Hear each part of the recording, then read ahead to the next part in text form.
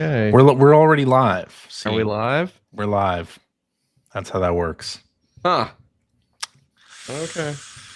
Yes, we're live. I suppose. Hello and welcome to episode number 979 of the Player One podcast for Tuesday, September 2nd, 2025. I'm your host, Chris Johnston. With me as always from Canada, Mr. Greg Seward. Hello. How's it going there, sir? I'm very tired, but it's good. Very tired. Oh. Yeah. Yes. Okay. Why That's are you all so you got? tired? That's all I got. Well, what's the deal? Why are you so tired? It's been a really long 2 weeks. It's been a long road. Lots of Getting travel. from there to here. Just lots of stuff going on. Oh yeah. I see. Yep. Well, all that's right, cool. then. Good things? Mostly, yeah. Good things. That's good. Good things is good. Show title. Good things is good. Anyway, Phil, Yes. you are joining me from the great state of Washington. How As you I doing? do. Yeah. Things are fine. Things are fine. Things are all fine. Okay. here. Okay. Okay. I can deal with fine. I'm gonna warn you, lads. Warn us. It is Go ahead. as of recording, Yeah. 5:33 specific time. Correct. I will be, assuming we are still broadcasting at 7 p.m., briefly picking up my phone and doing a little online shopping. Oh, why is that? Why? Well, my Is son, Mhm. I have a son, 13. Yeah. He has, like his friends and like the TikToks, become enamored with the Labubu craze. What even is that? I Do don't you even guys know. not know the I don't think Labubus? I've heard it. I've heard the term. I just don't know what it is. Labubus are the new hotness, and It's- clearly YouTube boomers It's the new skivvy toilet. are out of touch with We're not boomers. youth culture. We're not boomers. That's, We're not boomers. I don't know. though. That's not what I'm hearing.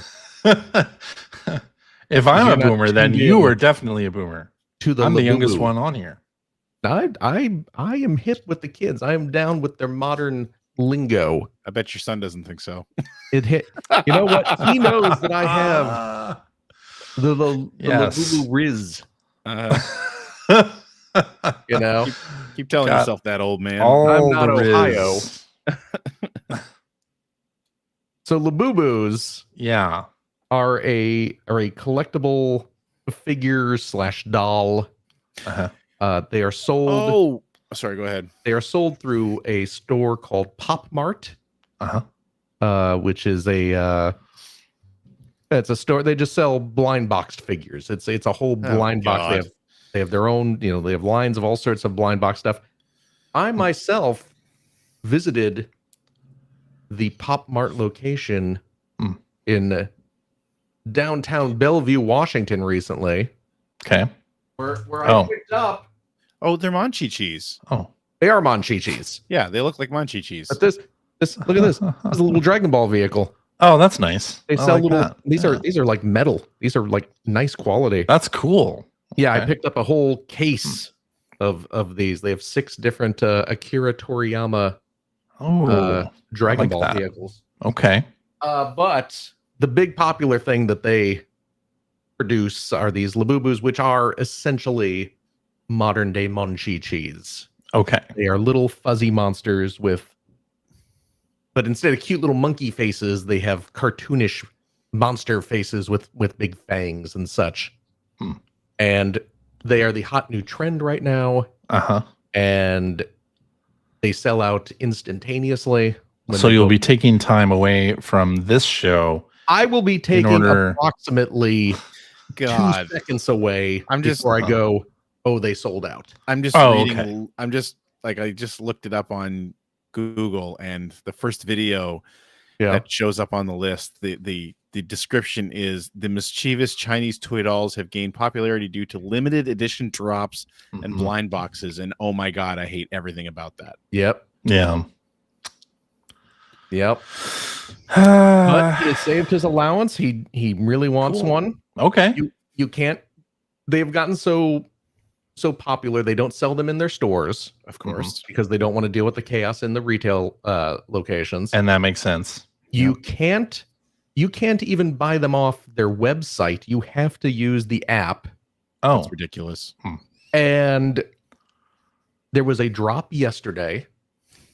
Gotta get those MAUs up. I had it all set up. I created an account. Yeah. I put the thing in my shopping cart because they let you put it in the shopping cart before it goes live. And I'm sitting there watching my phone, watching the countdown. The second it hits 0, I hit checkout.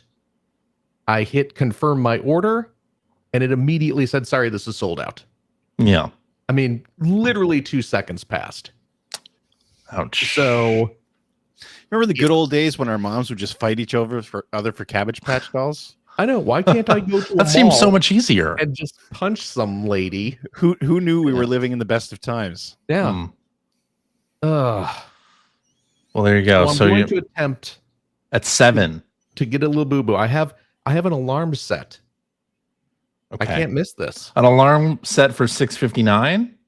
I hope. Well, so you have your 1 minute warning for 7. Oh, that seems too late. No, it's actually CJ, because I am a pro. It's actually set for 6:58. Oh, okay, that's good. That's good. So when iPhones used to go up at like 3 in the morning, when I lived in Atlanta, I would get up at like 2:50, like 10 minutes to 3, and and get ready to order. It's in my cart right now. Oh, good. It's waiting. We'll see. You can't see that. I can't see that. No. The glow of the screen is too bright. Yeah. But it's there. It's waiting. Okay. So I will not get one. It will sell out.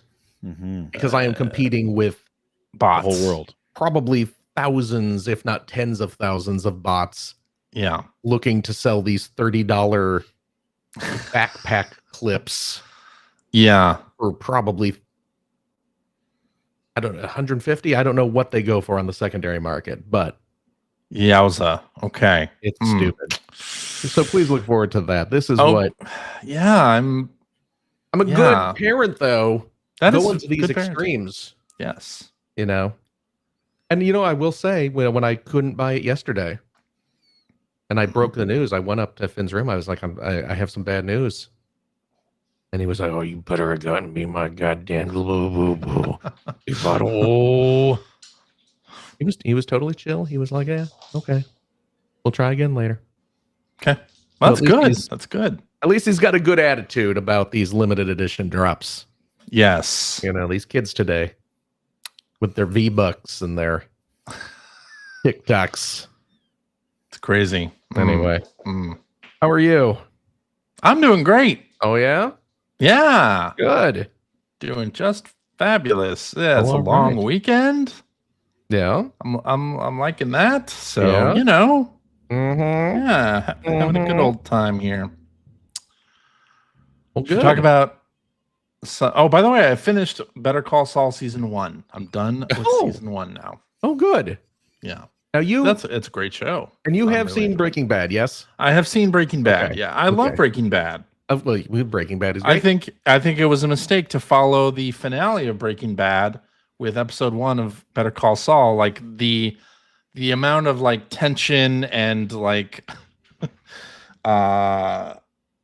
and everything just completely just down back to the baseline. So that probably wasn't a good idea. That's probably why I bounced off of it. Did they actually? I did not watch Breaking Bad live when. I didn't either when it aired. I didn't either. But they aired the finale of Breaking Bad? No. And then what? No. Oh, no, I'm saying when I watched it. You personally. Me personally. I'm sorry. That wasn't clear. Me personally. I watched Breaking Bad, not when it was airing. Okay. Finished it. Okay. By that time, Better Call Saul was already an established universe. Right. The Breaking Badiverse right. was already established at that time. Yes. And we went from watching the finale of Breaking Bad to watching episode 1 of Better Call Saul. And that was a bad idea. That was a terrible idea. It's not quite Grave of the Fireflies into Totoro. It's not quite that. Not quite. No, it's more like Totoro into Grave of the Fireflies. Or I forget which one. I forget the order they actually, because that was a real double feature for those who do not know. Yeah, that they did in Japan, and I forget which one they aired first. I would hope. Oh, I mean, the double was Grave of the Fireflies. The title of it first. Was the title of it just like Whiplash, or because oh my god. And wasn't it something where they had like school children had to? I don't know. Now, see, I would go with Grave of the Fireflies second. You would? Well, I mean, I guess how are you going to enjoy Totoro after that? Yeah, you're right. You're sitting there bawling your eyes out, and you're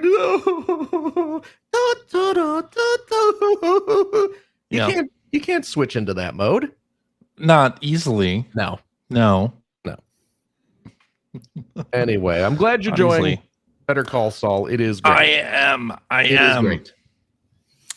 Yes. Good, I think I'm going to drop off of Community, even though I've only got like 4 more episodes. I just don't like the season. You're in the Community. I don't like it. Really good at first.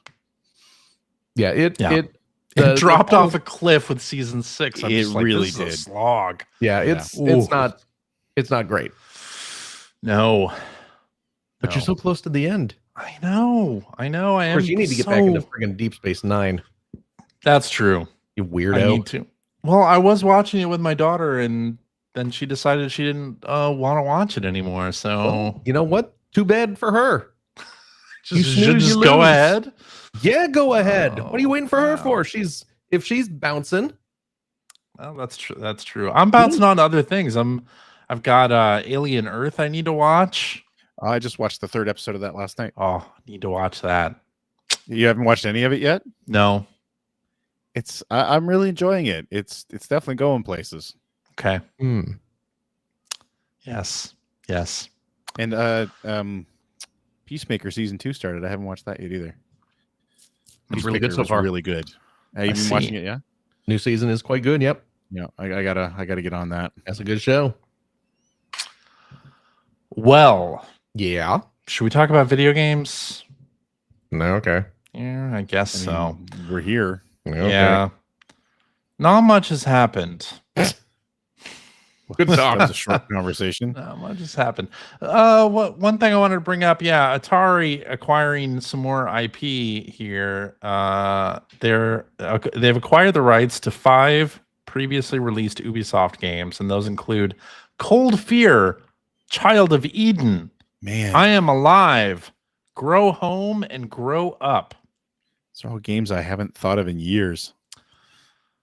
I don't know if I can tell you what any of those games are. Child of Eden, I can tell you what Child of Eden is. Yeah, Child of Eden. I recognize the name, but I remember nothing. Like the spiritual successor to Rez, basically. Yeah, it's a Tetsuya Mizuguchi game. It's that this Ubisoft funded with Kinect, right? It had some Kinect stuff. Yeah, that's right. Going on. Grow Up and Grow Home. Those two are like platformers, but the controls are you're controlling a robot, and each button. I think they are. It's it's a game and its sequel, and you control like the different limbs. It's almost Quappy, or like Octodad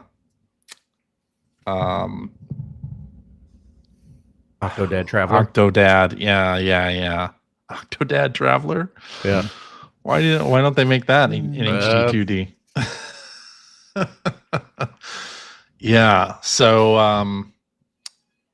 I don't know what they're going to do with that, but they're going to re-release these games under Atari's publishing label, and then potentially do new content for them. So we'll see how that all goes. Okay. I guess that's good. I mean, it's IP that Ubisoft isn't going to use. So Atari, most of what Atari's been doing has been pretty good. Yeah? I have to say, Yes. like That is I true. was really concerned at first when they started buying a bunch of stuff up, but so far they've been handling things pretty well. So yeah. Bubsy. I didn't say perfect. Bubsy 4D. Bubsy 4D doesn't look bad though. I gotta admit. I mean, I Doesn't look can't. awful. What happened? I'm missing a lot of Bubsy games then if they're already up to 40. 4D. I get it. 4D, like I the get it. sequel. Phil gets it. 3D. The D stands 3D. for dimensional. Oh. Yeah. 40 dimensional. I see. Yes. Well, let's go on to the other big news because hey, a project that I worked on had some news this week, and I'm gonna plug the hell out of it. So, Lumines Arise, you may have heard This of it. week's episode is brought to you by new game from Enhance. That's coming out. We announced the release date, November 11th. So 11/11. You'll be able to get it on 11/11. Get it on the ones. You can pre-order on PlayStation, and we have a digital deluxe version because that's what you do in modern times. This one gives you in-game avatars based on Enhance's previous games like Tetris Effect, Rez, and Humanity. Plus, we have an Astrobot in-game avatar that you can get as well. And the digital deluxe is only $5 more than the standard edition, and it's only cosmetics. Well, now I have a reason to buy it. Yeah, Astrobot, Team Asobi, really awesome folks to work with, and they're fans of Enhance's stuff, so it worked out. Cool. But yeah, and then we put out a demo. So Lumines Arise, we put out a time-limited demo. Phil, I know you love these. Mm-hmm. Well, hey, you know what? I'll have you know. Yeah. I mean, I'm sure you've peeked ahead at what I've been playing. Uh-huh. But I did play the demo. Oh, good. I cannot wait to hear. I couldn't miss it. Feedback. Yeah. Because I was it's time. tweeting about it a lot. Oh, it's timed. Also it's timed. Yeah. Yeah. So I had been preparing for the last like month and a half or so for this this launch, and like everything comes out at the same time. Like we announced it at 6 a.m. on the 26th, and we released the demo on that day. We announced the digital deluxe and pre-orders, and we did like a press release and a reviewer's guide and a PS blog entry, and like all of these things. Like you don't think about how many things go into an announcement, like a release, even like a release date announcement. I think about it. All of the video content, blog entries, and stuff. I mean, Phil, you know what I kind of work goes into think about it. Goes into that kind of thing.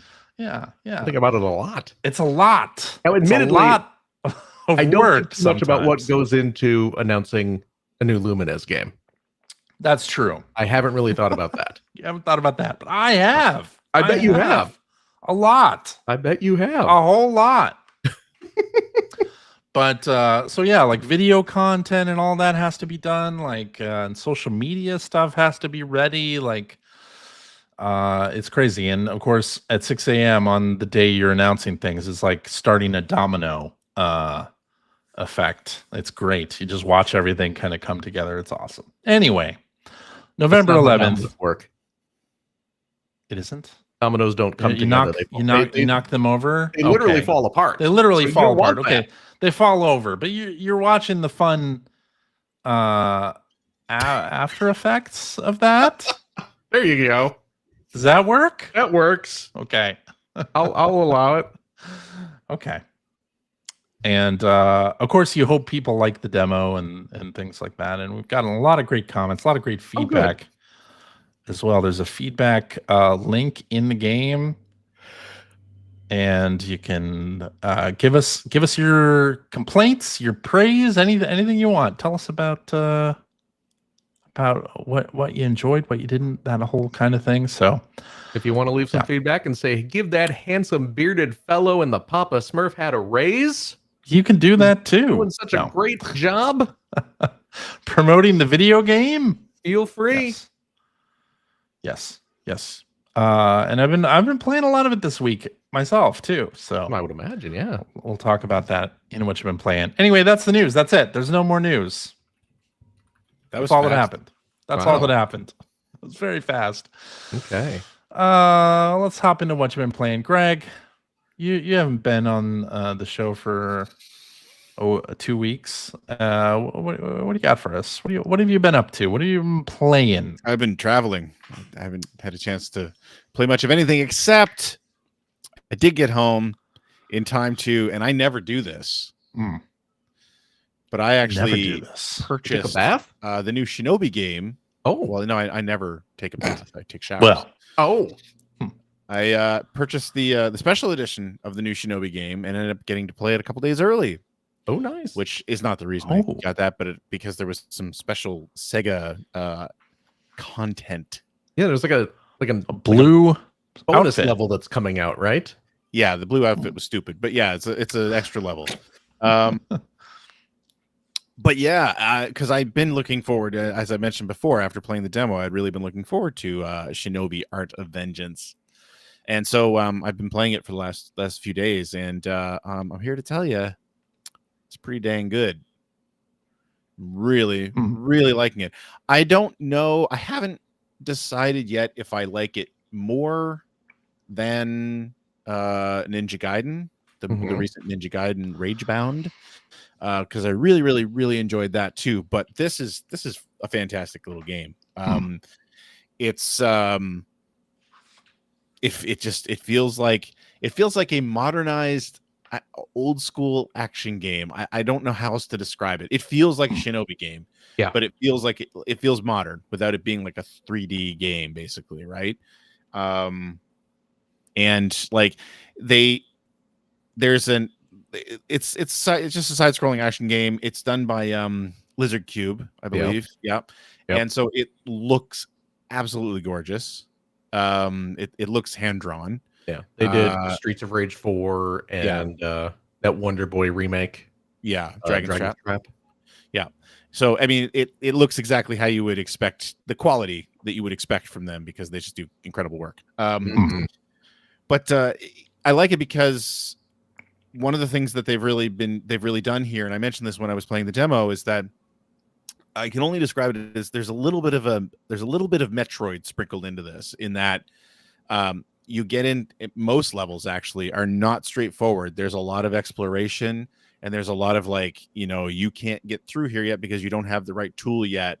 So you'll have to come back and do a little bit more searching using your different tools, like when you get the grapple or when you get the claws that lets you climb up certain walls and things like that. Like, there's a lot of backtracking that you can do. You don't have to, but you can do, as well as different attacks that you can buy, different collectibles to unlock extra things that you can buy. And there are these gates that are in each level that I actually have not found one yet. So there's a lot going on. And the other thing that I'm really enjoying is that there are a lot of little nods to, so far, just Shinobi history, not necessarily Sega history, but like, there's a city level that I just finished, where you get into this like really sort of neon drenched cityscape. You're on the rooftops for the most part, and you can go in 3 different directions. And what you realize is that at the end of each of these paths, you'll get to sort of this like brawl type of you get to a screen where just a bunch of enemies will appear and you have to fight them, which is pretty standard in this game. But in the background, there's a hostage, and it's absolutely based on the way that they looked in the original Shinobi game, like sitting down cross-legged with their like just little touches like that all over the place. So really, really like that a lot. And there's a boss that I fought, which I think was out of the first Shinobi. I didn't play a lot of the first Shinobi, to be honest, but it's like a big mask that was on a wall, but it kept sending pillars of almost like totem poles that were shuffling towards you that had to jump over and things. I know it's from some Shinobi game. I don't remember which one. And like Yamato is in there, the dog from Shadow Dancer as well. He plays a major role early on. So anyway, yeah. there are tons of little nods, but the way it controls is fantastic. The movement, actually going back to Metroid, because while I wasn't a big fan of the most recent Metroid, I remember saying one of the things that I really loved about that game was the way Samus moved and the way you controlled her. That she really, you could, once you got used to that game, you could really sort of flow through the levels. Like it didn't feel like you were starting and stopping all the time. And that's how Shinobi feels. That's how Joe Musashi feels to control here too. Like when you've got sort of forward momentum going and you get good at the controls, like there's just a flow and a rhythm to the way the game feels, especially when you start unlocking bigger and better attacks and combos. You can just it's just really, really well designed is the only way I can really put it. And it's just a joy to traverse the levels, and the combat is also really great. It's a good mix of, I mean, you don't rely on shurikens too much at this point, but they are in there. But again, there are echoes of Revenge of Shinobi and Shinobi 3 in this game, in the combat, but like it's not at all based on that. It's just that there are certain moves that are like, oh, like Shinobi 3 had a great jump kick move where like you jump up and then I think you just push down an attack and he would do like this diagonal jump kick down into an enemy, and that is an attack that's in the game immediately, but it's much more spectacular. You can unlock different combos out of that attack and that sort of thing. So again, there are echoes of the old Shinobi in there, but it feels like an entirely new game. So yeah, I'm really, really digging it a lot. I don't know if I like it more than Ninja Gaiden, but I'll point out that when I say that, like Ninja Gaiden for me is in the running for one of my, if not the top game of the year so far. So this is right on par with it. So yeah,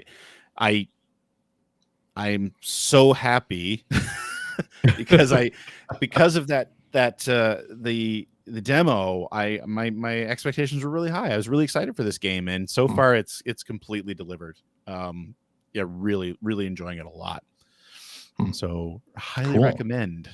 Go get, and it's not a full price game either. It's relatively cheap. Yeah. I don't think it's not as cheap as Ninja Gaiden was, but anyway, yeah. Again, you don't need to be a Shinobi fan to like it. If you are an old school Shinobi fan, again, I'm talking about like the arcade games and the Genesis games. You're gonna really love this. And if you're not, you should still try it anyway, because it's just a really good action game. Cool. But yeah, I've been super busy the last couple of weeks. There's been a lot going on, so that's really all I've been playing. I played a little bit of Expedition 33 as well, but I put that on the back burner again. I did that with Ninja Gaiden, and I'm doing it now with this because the one thing with both of those games is that the combat does get pretty intricate, and I just feel like if I was hopping between games, I would absolutely lose the ability to play Shinobi very well because you really are using every button on the controller. So I've put Expedition 33 on the back burner again just to play through Shinobi, and it's awesome. Cool. And that's what I've been playing. Good to hear. Phil, Yes. what do you got for us? Well, I also picked up Shinobi this week. I picked up picked it up on the PS5. Okay. That's where I got it too. It's fine. You know, it is. It's fine. I've only played I played the demo when the demo was out a few weeks back, and obviously it was beautiful, played incredibly. So I had to pick it up, but I didn't get too far into it just because I'm still focusing on Donkey Kong. I also need to, because I got that and I got Ninja Gaiden, and I need to pick one to focus on first. Yeah. Because they are so similar in spirit.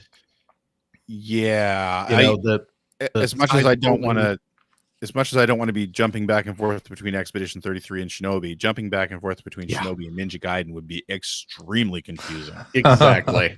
Yeah. So I really need to pick one once I finish up Donkey Kong, I need to pick one of the Ninja games to focus on and go through before moving on to the next one. For what it's worth, Ninja Gaiden is shorter. Okay, that might be Just the one saying. then. Yeah. Did you already finish Ninja Gaiden? Oh yeah, Greg? a couple weeks ago. Oh wow, okay. Nice. Yeah. About how long was it? Would you estimate?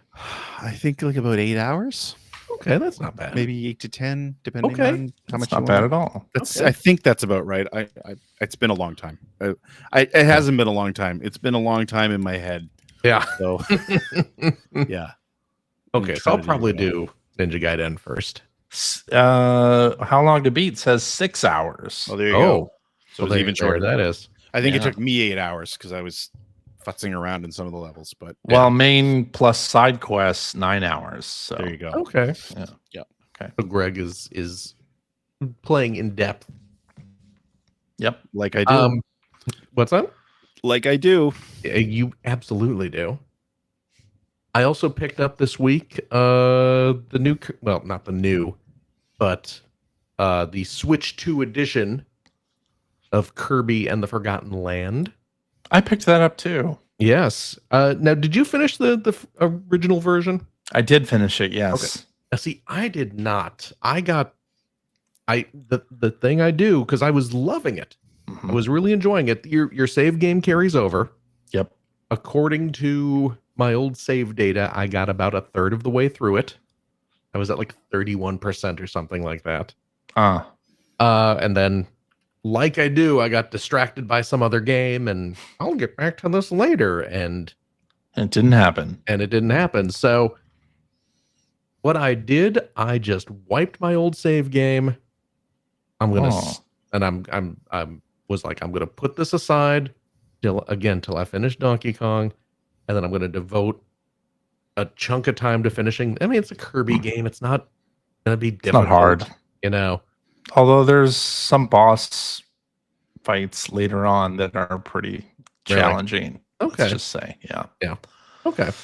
But I played through the first level of the game just far enough to basically spit me back out to the map screen. Yeah. And let me go into the little village. And wait, that's a good game. And it was a really good game. It's cute. It looks really nice. The music is amazing. Yes. I forgot how good the music in that game is. So very much looking forward to diving into that again as well. Yeah, it's interesting. So I loaded up my old save. Yeah. And it dropped me off in the little village, and then I went to the world map, and it just starts you at the beginning of that whole thing. So I was like, how far into this was I again? Like, I beat the game, right? But like, yeah, are there? I can't even tell like where I am, like what I had like completed in terms of like getting all the collectibles and whatnot in each stage, or like what side areas I didn't do. So I just loaded it up, like looked through all of that, and I have a lot to go actually. Like the game completion, it only said I was at like 50 something percent. So, oh my goodness. So yeah, I have a bit, and then there's the whole Star-Crossed Worlds thing that adds, I don't know how much onto it. So I'm curious to see how all that plays out. Yes. I want to finish Yakuza 0 before I go into anything else. And I still got to get back to Yakuza, but yeah, that's a time sink. So it is a time sink. I want to try and get some of these smaller games out of the way first before I jump back into Kamurocho. My goodness. Yeah. But then of course what I've been mostly devoting my time to this week was Donkey Kong. And nice. I will have you know that I am just about to go into the final boss. Okay. I am right there in the planet. I mean, you're at what stage? I'm past 1600. I am. Have you seen the twist? I'm going into the final boss. You know what the twist is. I guarantee you I am about to go into the final boss. Okay. I'm standing on a platform. There is a giant glowing orb with the banana roots swirling around it. Okay. It's the clearly the core of the core. What are you shaking your head for? Yeah, it's not the end of the game, sir. I'm pretty sure it is. I'm pretty sure it's not what you described, which I am familiar with. Unless I am misremembering it, but it's. I mean, I've gotten the twist. Yeah, I've seen the twist. You've seen the twist. Okay. I'm on layer like 1607 or 1608. Oh, okay. Then maybe maybe you. Okay. Yeah, fuck you. I know where I am. Wow. What? Oh my God. Yeah, What? that's right. That escalated quickly. How dare you? I How thought you were saying dare you've you. seen the banana root. It's pulsating or whatever. You know you're about to get there, and then that is not necessarily where. I'm very clearly. It's like I have to go into and fight the final boss. Okay. Yeah. Okay. Yeah. Okay. Then. I will also have you know.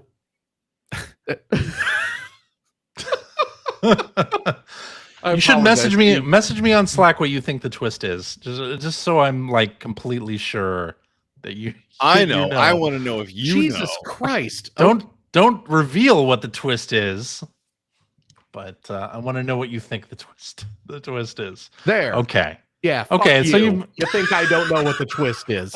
Jesus Christ! Man, just dropping the Wow. Good Lord. Jeez. My gosh. Okay. It turns. You know what the twist is. Confirmed. Spoiler alert, everyone. Don't. He's don't a monkey, say. not a donkey. This whole time. Yeah. Anyway, think I don't know the twist. I Okay. know the twist. I guess. My You do, goodness. chubby checker. Wow. Is this what it's like when I'm not here? Like, you guys are really. No, when you're not here, we get along famously. No, we do. It's You true. are clearly the disrupting factor. Yes. No. Well, there's more. There's post-credit stuff, which I yeah, haven't really done like a whole lot of the post-credit stuff. I do know that there is some like post-game type stuff. Yeah, I want to do more of that, but there are other games that it's like I'm being pulled towards. So Right. yeah, I'm going to tell you this though. tell me. As I am about to go into fight the final boss, I am going in. Oh, with all the bananas. all the all bananas. fossils. Oh, okay. I went. So you're like super powered up. I am super powered up. Not completely powered. And I've noticed on the banana checklist in the game. Mm-hmm. There's some that you missed? Well, it's no. How would I have missed some if I said I have all the bananas? Oh, okay. I'm sorry. Yeah. Don't make me say a naughty word again. Goodness. Uh-huh. No, but I have noticed that when you look at the in-game banana checklist, the bananas are all numbered. Yeah. 1, 2, 3, 4, all the way down. Yeah. Within each world. But I have noticed that on the numbered list, sometimes they'll skip a number or two. Mhm. They'll be like 13, 14, 16, 17. Like there won't be a 15. So clearly those are things that are going to appear post game. But yeah. as of where I am right now, I went back yesterday. I spent yesterday going back. I mean, I've collected just playing through. I collected most of the bananas and most of the fossils, but I went back yesterday through all the previous worlds and did some cleanup. Nice. Got Okay. all my stuff. I'm enjoying the game, is what I'm saying. It's a great video game. It really is. Yeah. It's really a ton of fun. So Yeah. I am having a blast with it. I think next week, do we want to talk about like the post game stuff? Because we want to talk about the twist and such. We could. I don't know. Greg won't have. Greg's never going to play this game again. I don't even know if I'm ever getting back to that game. Okay, maybe Greg- next Greg- week we can talk about the twist then. Yeah. And the end of the game and the post game. Yeah. Yeah, because I will probably, I'm so far into it at this point, and I see Bill Mudrun in the chat saying that there's a lot of post game bananas. Yeah. So will I go back and get all of them? We will see. I'll see how tempted I am. How the end game and post game shake out. Yeah. If it has ensnared me enough to go back and like completely 100% it. I don't have all the records though. You get the record. Well, put on the cosmetics that increase the likelihood. Oh, I have been. Okay. I have. I mean, unless I'm specifically trying to, expand do something else. My time as an elephant or some such thing. Right. But yeah. But yeah, it's a good game. It's a very good game. Very well made. Yes, indeed. Yeah. But that, my dear friends, is what I have been playing. I see. What about you? Actually, no, CJ. Yeah? I forgot about this. How could you? Because you already did a giant ad read for it. You know what, Phil? Yes. Fuck you. Yeah. There we go. That's what I want to hear. Yeah, I guess so. Wow. This episode's rated M for mature. My goodness. Yeah. We can't even I do wouldn't go as far as calling it mature. Well, adult. Something. We had our one that gets us to PG-13, but we have blown right past that. It's true. We're into R right now. Yeah. As I mentioned earlier, I downloaded the demo for Lumines Arise. Arise. Yeah. The hot new puzzle sensation. Sweeping the nation. Yes. And the world. Yes. Yeah. Well, what'd you think, Phil? It's fine. Yeah, I figured. It's fine. Got some like music in it, right? It's got graphics. I mean, it can't be worse than the PSP game. Worse, right? Are you saying the PSP game is bad? I'm not saying that. Oh my goodness! Wow! It is attacking my employer. Not really. Oh, they did. I mean, I love the enhanced vibes in these games, and it is absolutely like, let's take the philosophy behind Tetris Effect and put it on Lumines.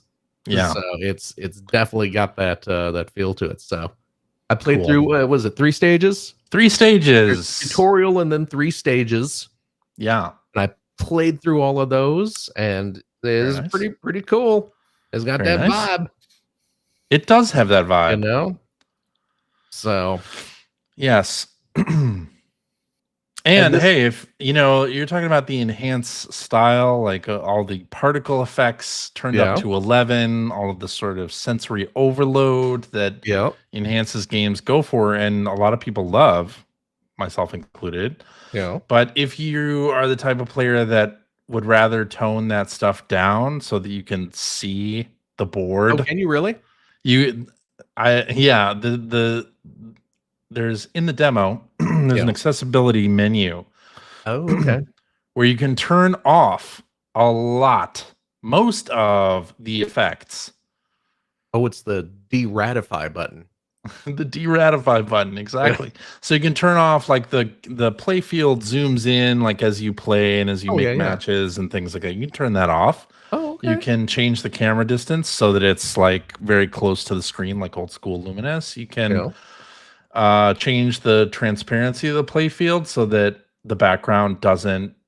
You have like a black background instead of it being transparent, and you can see the stuff going on behind it. Oh, nice. Like, so the readability of the playfield itself is increased if you play with those settings. So if you are the type of person who's like, I just want to see the puzzle pieces, I just want to see what I'm doing, I don't understand, like, you can tweak it to your liking. Nice. We even have a mode that you can turn on called No Stress Lumines, and it's got I think, yeah, 3 different options. So you can turn off, in a puzzle game like Tetris or Lumines, like the blocks drop into the playfield automatically and you have to deal with them. You can turn that off so they don't drop automatically. You can drop them when you're ready.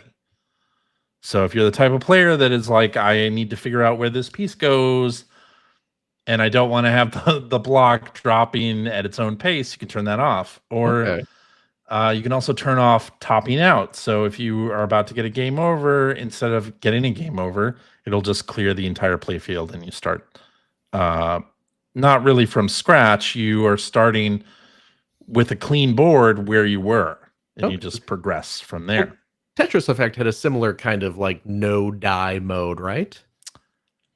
I don't think so. You're misremembering. Well, there may have been a difficulty setting in which some sort of like chill out mode, right? Yeah, it had a chill out mode. Okay. Yeah, it's similar to that, but you can progress in the game. You can play the single player game all the way through if you like with those options on. Nice. So, yeah, we've been working like really hard to make sure that it is accessible for any type of player and anybody who either loves the particle effects, which I do and a lot of people do, or if you don't, then you can turn them off. And the chaining feature? Yeah, the chain block. Yeah, is that a new thing? It is not new. Okay. No, it has been in Lumines for the It's been a long time since I played Lumines, so yeah. I couldn't remember if that was a new feature or just how Lumines plays. It is not a new feature. Okay. Yeah. But it's pretty good. Yeah, played through the demo and I was like, okay, I guess I'll be playing this. There you go. Did you play any online? Because part of the demo is like we had shown at Summer Game Fest 3 stages, although this one has the demo that's out now is has a new stage in it that wasn't in the SGF demo. Okay. But it also has multiplayer, which we hadn't talked about previously. And it is a more traditional style multiplayer. Multiplayer in Lumines before, I don't know if you played it, it was on one play field and 2 players would kind of do a tug of war over control of the play field. Yeah. This one's more traditional. Both players have their own play field and it drops garbage blocks on the sides. So your play field will get smaller if you don't deal with the garbage. Okay. But everyone has their own space to work with. So it's pretty great. I did not try the multiplayer just because I did not need to be reminded that I suck. There are some really good of course there players. Of course there are really good Lumines players. I am not one of them. So I have gotten a lot better since working on I would imagine Lumines Arise. And now, so when I started playing Lumines, I would be the type of player that would really like think about where I'm going to place each piece. Yeah. Now I don't. It's very instinctual. It's just like, okay, where can I put this piece that aids me in getting a 2x2 square formed, and that's it. And I play a lot faster than I used to. Like it's a very sort of instinct-driven game because you got the timeline coming across and clearing everything. So that's like a light time pressure on things.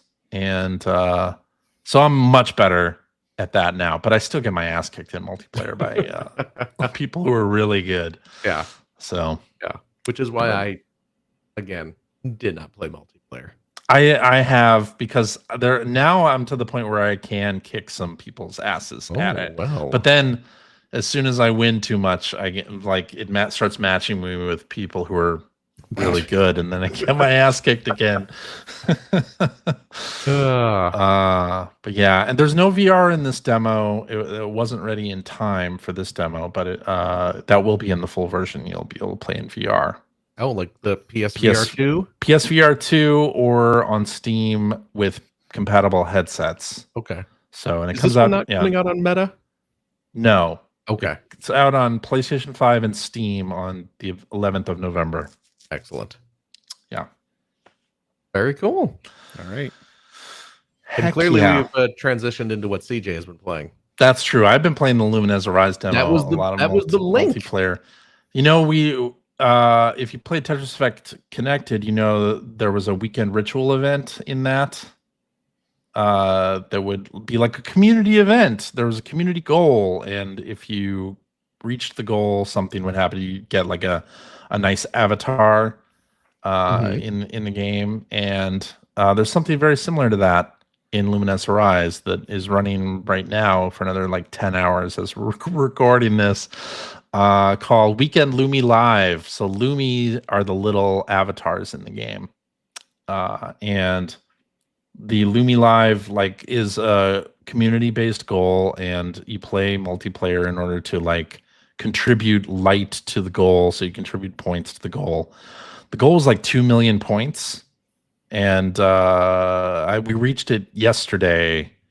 So we reached it in time. In the full game, that'll unlock avatar stuff. If you've participated in it in the event, you'll get a cool thing for your avatar. But in the demo, it does nothing. It just shows you like the really cool lobby skin and things happening in the lobby of the game. But that's it for the demo. Nice. Yeah. But I've been playing a lot of that against people who kick my ass constantly, which is fine. And having a blast with that. It's so cool because I've been playing it mostly single player or against people who work at Enhance that are really good. So it's different to play against people who are normal skill level, whatever that means in Lumines. So I've also been playing a whole bunch of Yakuza 0 Director's Cut. I'm at chapter 14 now. Oh my gosh. Yeah, of 16. So I'm very close to getting real close to the end. Did you get to the twist yet? I did. Oh, good. Nice. Yeah, it turns out Ichiban shows up, and oh my gosh. What? Yeah. The two stories now have intersected. I don't know how much of Yakuza 0 you played, Phil, to know. I mean, the 2-player characters are Kiryu and Majima. I've played that much. Okay. Yes. Well, their 2 stories are interconnecting. They have not met yet where I am, but that is bound to happen anytime here. So I'm just waiting for that point. Excellent. Yeah, and enjoying the heck out of the gameplay. I want to go back and do some of the side stuff. I just haven't done any of that. So I've mostly been mainlining it. But it's such a great game. I love it. Also played a little bit of Trails in the Sky. Have you heard of this? This Falcom RPG series. No. I do enjoy. You like Falcom? Yeah. You like Falcom? Well, Trails in the Sky, it's like an RPG series that they've been doing forever, for a long time. And they've remade it on like the DS or 3DS, but like there's a lot of like entries in this series, and it seems like the consensus is, well, you're not really going to enjoy you're not going to know what's happening in the story unless you play the first one. And so I just haven't played any of them before, but now they're remaking the first one for Switch and Switch 2, and there's a demo on Switch and other platforms as well. And so I loaded it up and started playing, and I don't know that I have time for this nonsense, this anime nonsense. Wow. My goodness. Not to say it's probably a great game. It's just this anime nonsense. It really turned me off with the amount of dialogue right up front. And then it's doing this thing where, okay, there's a lot of dialogue up front, first of all, and then there's a lot of tutorial information, and I haven't even gotten to a single battle yet.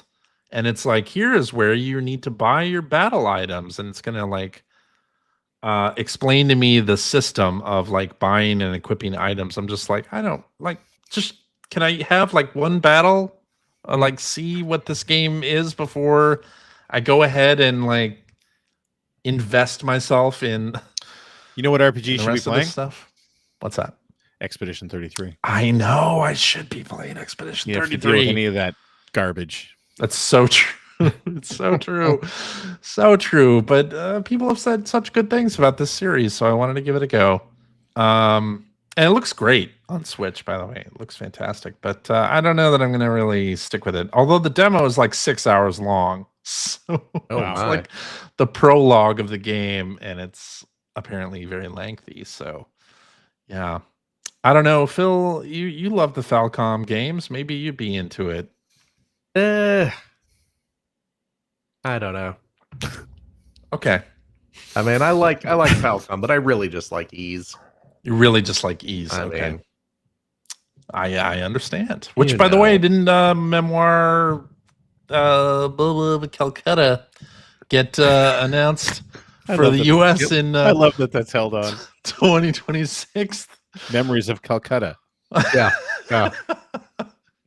No, the Ease Memoir game that you were talking about got announced for a Western release in 2026. Did it actually? It did. Oh, I was sure you'd see that one. I had not seen this. Yeah. 2026. That's good news. Yeah. I will buy it and I will play through it again. Excellent. Oh, good.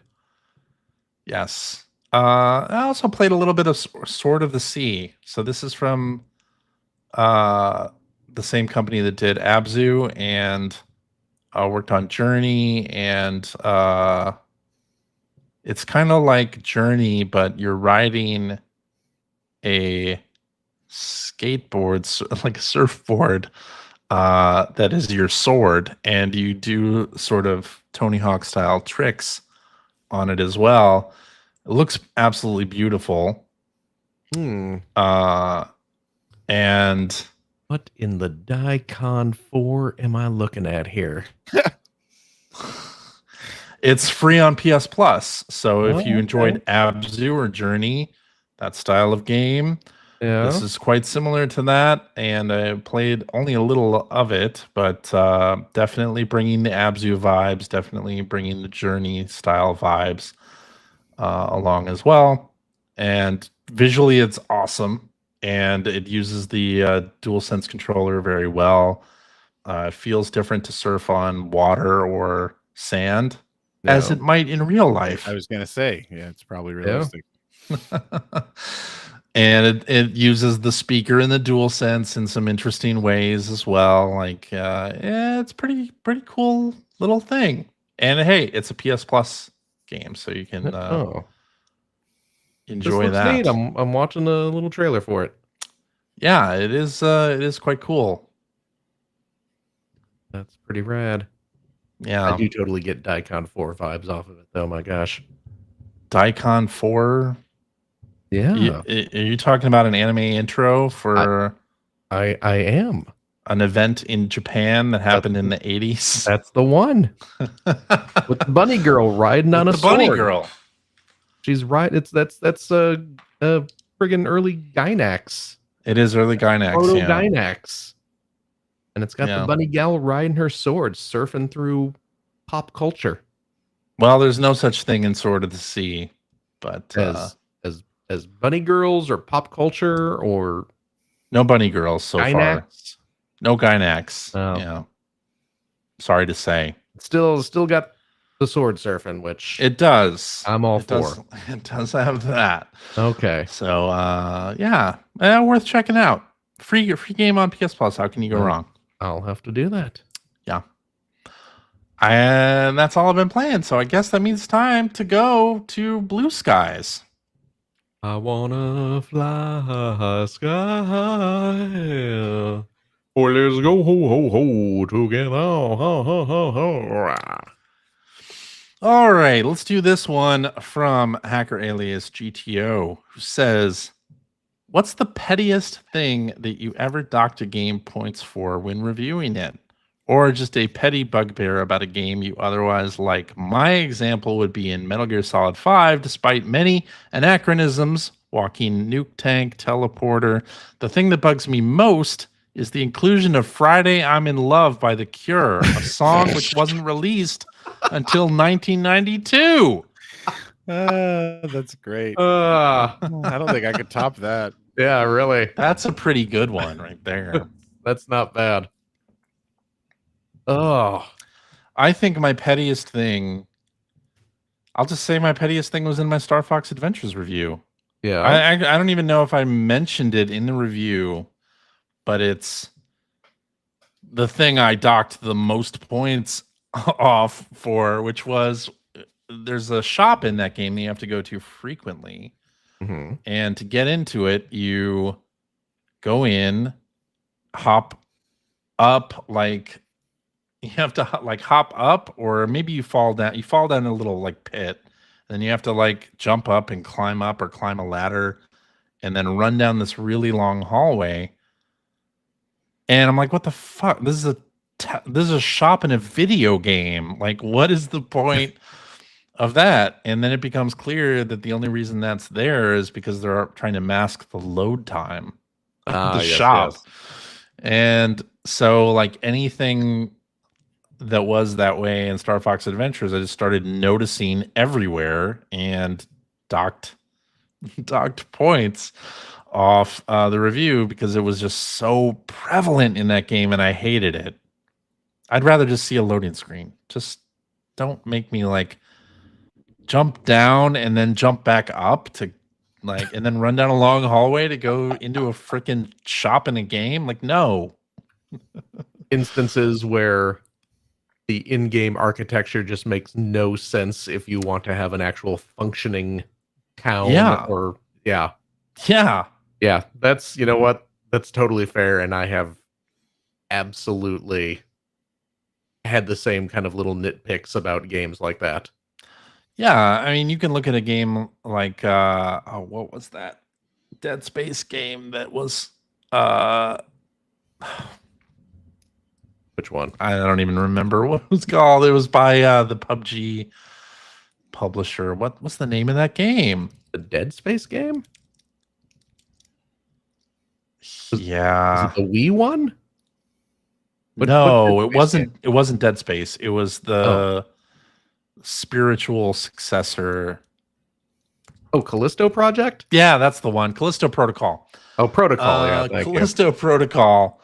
That game right there had nonsensical architecture, like in terms of the prison. I mean, in terms of a video game, yeah, it made sense, but like in terms of this is how this building is structured or laid out, makes absolutely no goddamn sense. Yeah, and if you start noticing that more and more in a game, then you know that it's poorly made. It's just why would this warehouse have so much waist-high cover?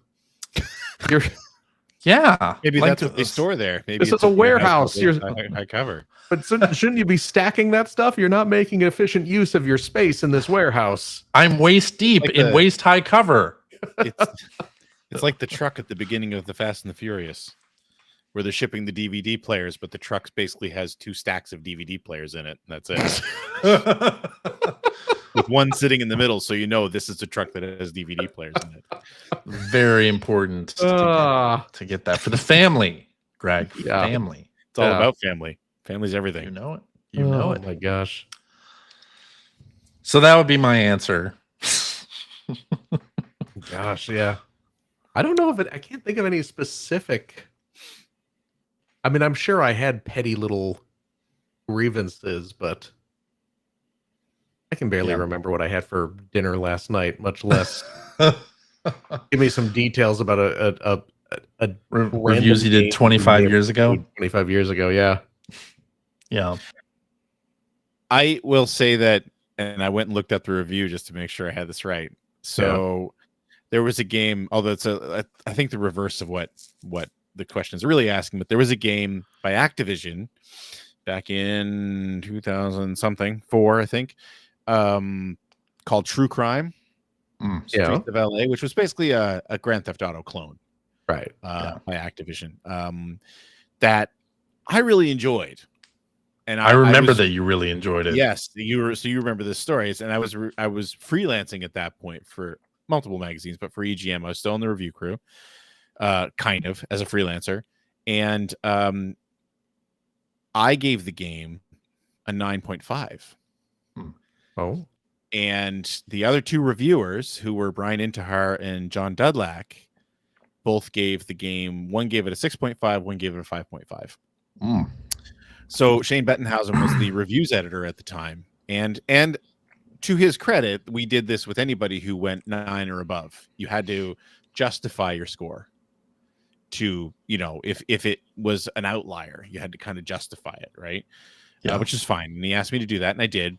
But he didn't like my reasoning because the other two scores, and I was told at that point that the scores were 6.5 and 5.5, and it turned into a bit of an argument, and I dug my heels in and refused to even move, because I probably could have been cajoled into dropping it to like an 8.5 or a 9, but I just wasn't having it after I was kind of told I was wrong because 2 other people didn't like the game. So it really didn't have anything to do with docking the game any points or anything, but I just sort of dug my heels in on that because screw them. I liked the game a lot. I thought it was really fun. Yeah, nothing wrong with that. Yeah. But you want all the review scores to match. I mean, what else would be the point of having a multi-person review system? Editors did. Why have multiple people review the game if we need to make sure that everyone has the same score? Exactly. Yeah. I mean, I gave Star Fox Adventures a 4.5, and then somebody else gave it. Oh, I think we're shoe crapped all over Luigi's Mansion. And Luigi's Mansion, yeah, was another one where there was a disconnect in the scores.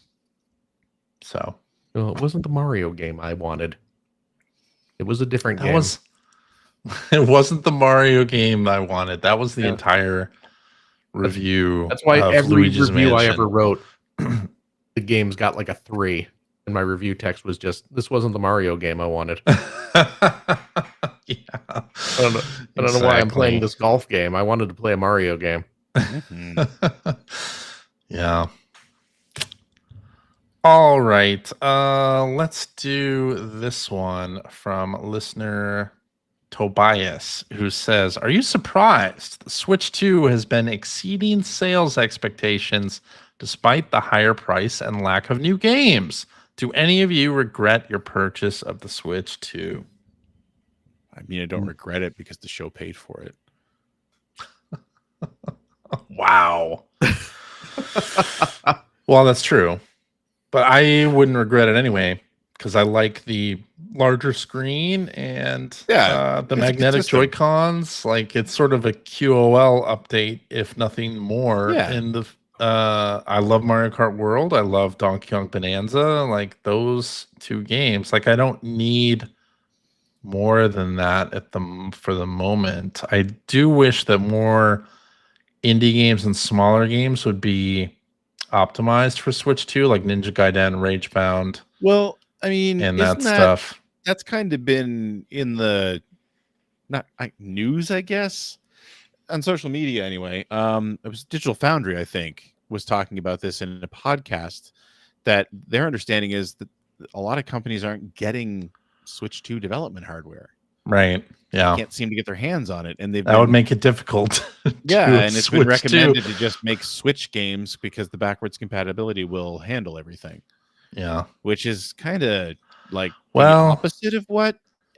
But then you have games like Ninja Gaiden Ragebound where they're 30 FPS on Switch 1 and 30 FPS on Switch 2. Like, but it could be 60 FPS on Switch 2. It just isn't. Right. Or you could just get it on PlayStation 5. Or there's that. But anyway, or Steam Deck. I mean, I don't regret having a Switch 2, but I'm also the kind of person that likes to have all the consoles anyway. So yeah, me too. I will say, like, I mean, Mario Kart World was fun for about a week. I haven't touched it since. I haven't really touched it much. Bonanza, I mean, I stopped playing after a week or so as well. So I mean, I haven't been. Well, that's on you. Yeah. I just I'm just saying your error, like, because that's a really good game. So I'm told. Yeah. But no, I'm not surprised. No, I'm not surprised either. I am when this I mean, look back at 2017 when the Switch 1 came out. Nintendo was just coming off of the Wii U, which was an abject failure, right?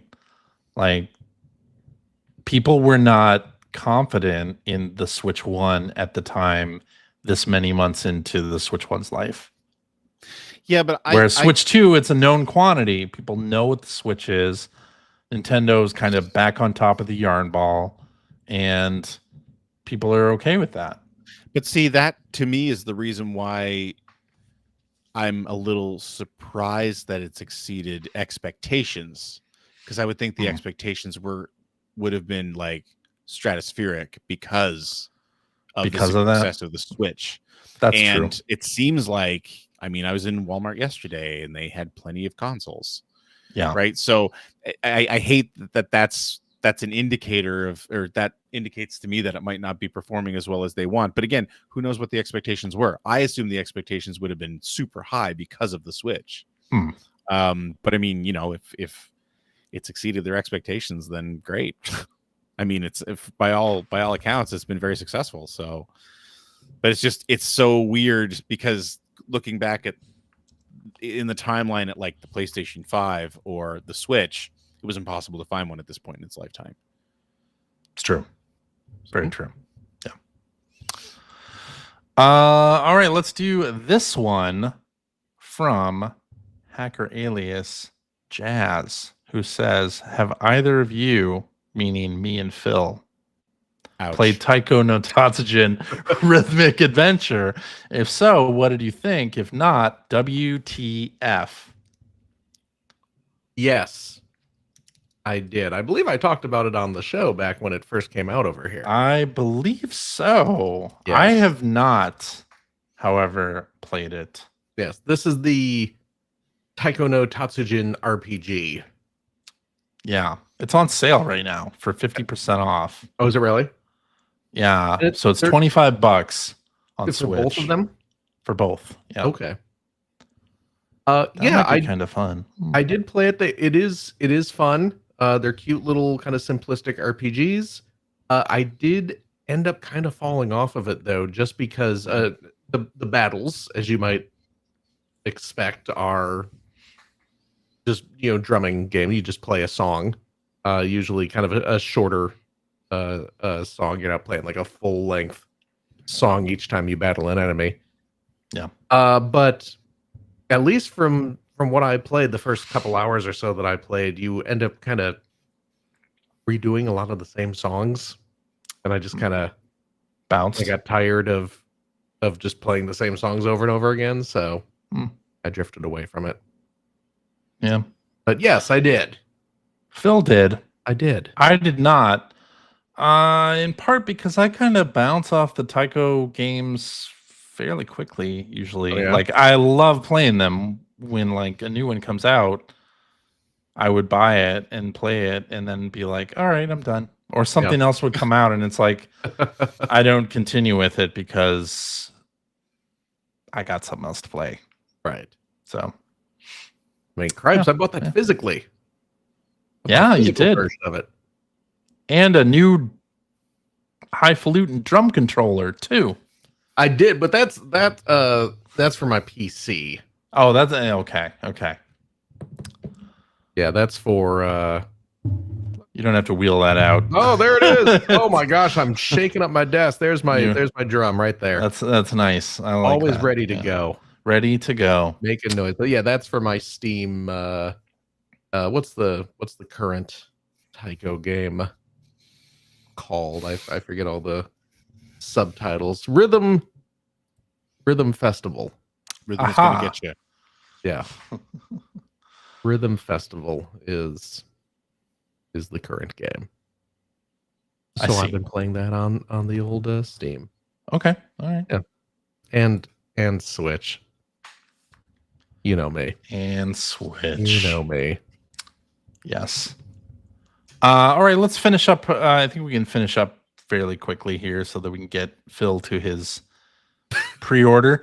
I'm going to get to my Labubu quick. This is from Hacker Alias Docky, who says, have you ever played games on the ZX Spectrum? Did you ever see it in North America? Are you aware that there's a modern FPGA-based Spectrum Next with unique games and Commodore 64 compatibility? Oh, I knew about the last part. Only the last part. The new FPGA Spectrum. I didn't know about but I didn't know anything about that system until probably when I started reading Retro Gamer magazine.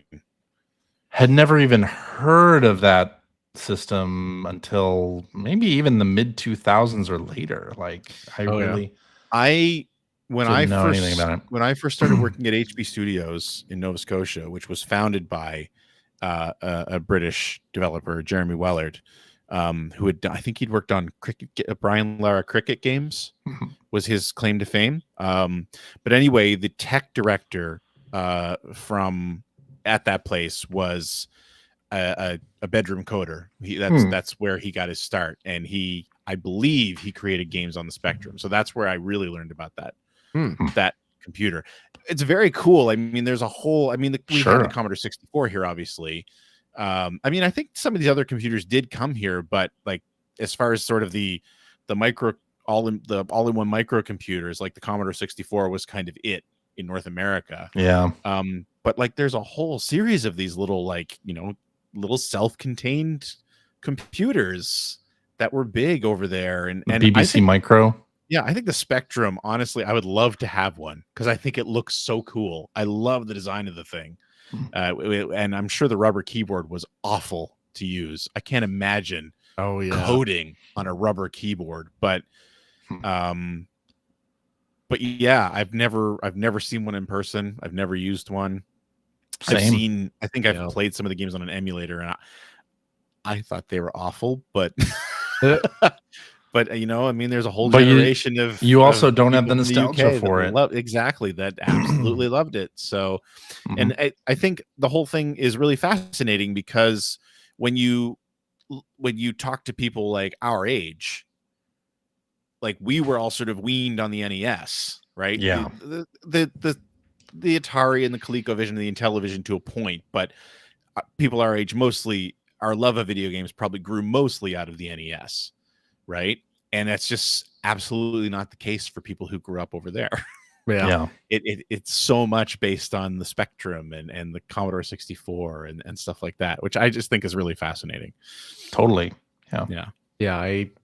For as much as I loved my Commodore 64 back in the day, I never played a Specky at all.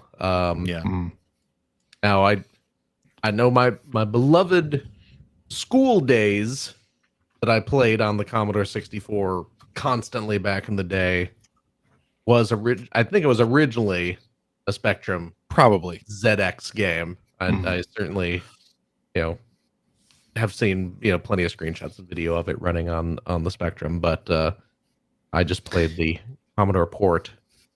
So yeah, just looking at it. Yeah, just looking at a picture of this console. Looks I kind of peripherally was kind of glancing at what was going on in the Specky world just through the Commodore lens, but never actually used it myself. I see. I think that's where we should end it. Is that it? That's it. Well, all right. We'll go ahead and do the outro, and then you can pre-order your thing. I still have 10 minutes to go. Well, let's see how long this intro is. I can drag this out for 10 minutes. Don't worry. Probably. Oh, yeah, I imagine. Yes. Alrighty, and that is our show for this week. Thank you very much for listening. If you have a question for us or would like to comment on something you heard, you can direct that to @P1 Podcast on the Blue Skies, or you can go to our internet website at player1podcast.com. There you will find our contact information. You'll find Generation 16 episodes. There's some blog entries about Sega CD stuff from Mr. Greg Stewart that happened a long ass time ago. Plus, show notes and links to all the things that we talked about during episodes just like this, because I sure as hell can't remember what we just talked about. So check those show notes to see. There's also a link to our Discord server where you can discuss this episode with us and our other listeners. If you would like to subscribe to the Player One Podcast, you can do so by visiting player1podcast.com or by loading up your favorite podcast listening app. We're also on Spotify. You can like us on Facebook. You can watch video archives of our show on the youtubes.com/P1 podcast, or you can watch us live most weeks. Just follow our Blue Sky account to find out when we are doing our next live show. Typically, It is Sunday evenings at 5:30 specific time. And yeah, we stream on. I didn't say where we stream. We stream on the YouTubes, the Facebooks, the Twitch.television. So please join us. Oh, won't you? And I'll tell you what, if you like what you've heard, and how could you, head over to patreon.com/P1podcast. Throw a few shekels our way. I'm kind of getting into these Labubu things. And clearly, luckily you don't have. Luckily, even if you have the money to spend on them, you probably can't buy them anyway. So that's what eBay's for, friend. Oh no! Enough money will get you whatever you want, Greg. Don't be naive. Someone will take an amount of money to give me a Labubu. So I will not be buying Labubus off the secondary market. Don't worry. I hope not. Mainly because it's counterfeits. There's a whole black market of fake Labubus. Oh, like the Beanie Don't Baby want that. thing. Exactly. So we don't want no bootlegs. That's pretty good. There we go. But no, we will, of course, use your funds to keep the show streaming and all that stuff. You know how it works. And I'll tell you what, friendos, if you are a Patreon supporter of the $5 tier, cheap, you gain access to a special weekly bonus episode we recorded right after this. We play games crack-wise, having fun doing all that stuff we can't do on the regular show. CJ. Yeah. Now I crushed last week's game. Dominated it. Well, you didn't have an opponent going up against you. Hey, CJ. So, yeah. Shut up. I dominated last week. I guess that's true. Very adversarial episode. Just crushed it. It's true. You did. You crushed it. Absolutely. Thank you. Yeah. I appreciate your unwavering support. Unwavering. Unwavering. Shut up. Chewy. I'm a little afraid of the extra competition this week. You should be. I'm exhausted. You have no competition. Okay. Well, do we have a game? We do have a game. It is an EGM review quiz. This, talking about Ninja Gaiden and Shinobi. These games now that you'll have to guess are games with ninjas in them. Oh my goodness. Yeah. Scientifically proven to be the best kind of game. Yeah. Were there enough ninja-themed games back in the day to warrant an entire quiz? Probably more than one quiz. Oh my goodness. There were a lot. Let's just say there were a lot. Don't say. Yeah. Were ninja popular back in the late 80s, early 90s? Exceedingly popular. Okay. Well, that's good to hear. Yeah. Please join us for our ninja-themed quiz in the Patreon supported after show, folks. And if you have a couple bucks left over, why don't you go to patreon.com/Greg Seward to help support Greg's outstanding, and it is outstanding, web series about North America's favorite runner-up, the Sega Genesis, with a brand new Joe Montana Sport Talk football episode. Thank you, Phil. And if you are a supporter of the $3 variety, that's really cheap. It is cheap. It's been a long time, Satan. We haven't spoken in a while. I missed you. Yeah, I missed you too. You're definitely my favorite co-host. Thank you. It's nice to be wanted. Greg. What? Fuck off. Wow, you can't say that on the internet. He's a bad boy. I'm just kidding. Much love, Greg. Real dirty bird. I'm just kidding. I didn't mean that. I meant it for Phil. Not you, though. I got a place for you among all the other cursing deviants. Oh, you're going to have a grand old darn time. It's going to be frickin' crazy. Note the time. We're coming up right against the 10 minutes. Yeah, don't true. you worry. Don't you worry. Yes, so if you were a supporter of the $3 variety, you would have had access to that new Joe Montana football video 2 weeks earlier. Oh my gosh. Than the rest of the world. Like I did. Yeah. And me. which you need because that was a long episode and you probably needed that long to watch it. So, but yes, please consider supporting the show. I would really appreciate it. It definitely goes a long way to help. So hope to see you over there. Please go check out that video. You should. Especially with football season starting. Now's the perfect time. Oh, yeah. Hut, hike. There you go. Right? That's a football word. That's multiple football words. Yeah. Yeah. That's like 2 football words. Hut and hike. That's it. CJ. Yeah. Thank you so much. Thank you, Phil. Of course. Gregory. Yo. Thank you as well. Thank you, Philip. Absolutely. And of course, a big old thank you to you, our wonderful, wonderful listeners, every single darned one of you. As always, please take care of yourself, your loved ones, your family, your friends. Be kind to each other. And my golly, be kind to yourself. And we hope to see you next week. Bye-bye. Bye-bye. Bye-bye.